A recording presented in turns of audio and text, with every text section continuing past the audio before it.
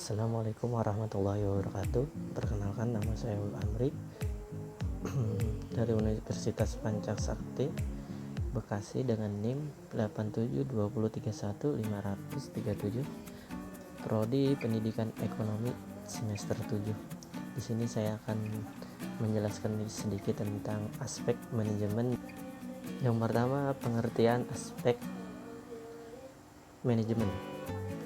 Aspek manajemen dan organisasi merupakan aspek yang cukup penting dianalisis untuk kelayakan suatu usaha. Karena walaupun suatu usaha telah dinyatakan layak untuk dilaksanakan tanpa didukung dengan manajemen dan organisasi yang baik, bukan tidak mungkin akan mengalami kegagalan. Baik menyangkut masalah SDM maupun menyangkut rencana perusahaan secara keseluruhan, haruslah disusun sesuai dengan tujuan perusahaan.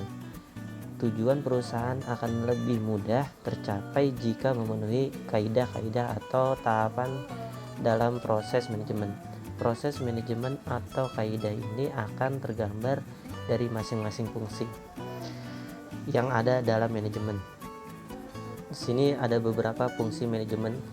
Yang pertama, perencanaan, planning. Yang kedua, perorganisasian atau organizing. Yang ketiga, pelaksanaan atau accounting. Yang keempat, pengawasan atau controlling. Selanjutnya, manajemen pembangunan proyek. Manajemen proyek adalah sistem untuk merencanakan, melaksanakan, dan mengawas pembangunan proyek dengan efisien. Pembangunan proyek harus dapat menyusun rencana pelaksanaan proyek dengan mengorganisasikan berbagai aktivitas atau kegiatan proyek dengan pengamanan sumber daya agar secara fisik proyek dapat diselesaikan tepat waktu. Di dalam pembagian proyek terdapat 3 komponen. Yang pertama, perencanaan proyek, penjadwalan proyek, dan pengawasan proyek. Selanjutnya, manajemen sumber daya manusia. Yang pertama, analisis jabatan. Kedua, perencanaan SDM. Ketiga, pengadaan tenaga kerja. Keempat, komposisi. Kelima, pengembangan. Keenam, integrasi. Ketujuh, pemutusan hubungan kerja. Pengertian organisasi. Pengertian yang sudah dijelaskan sebelumnya, manajemen merupakan alat untuk mencapai tujuan perusahaan. Kemudian tujuan perusahaan dapat terrealisasikan dan tercapai jika ada tempat atau wadah untuk melakukan kegiatan tersebut.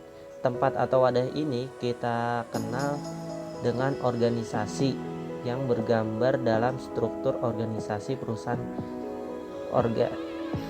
Organisasi secara statis dapat diartikan suatu wadah atau tempat kerjasama untuk melaksanakan tugas-tugas sesuai dengan perencanaan yang telah ditetapkan.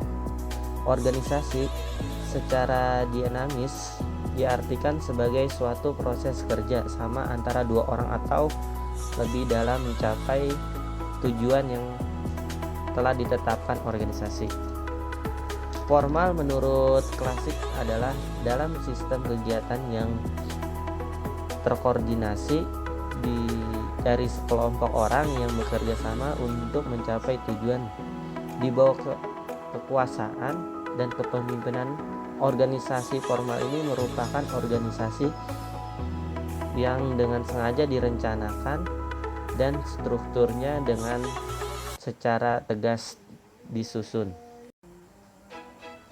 Yang terakhir, bentuk-bentuk organisasi. Yang pertama, bentuk organisasi yang ditinjau dari jumlah pemimpin puncak dapat dibedakan. Yang pertama, organisasi yang memiliki pimpinan puncak atau 1 orang, contohnya perusahaan perorangan.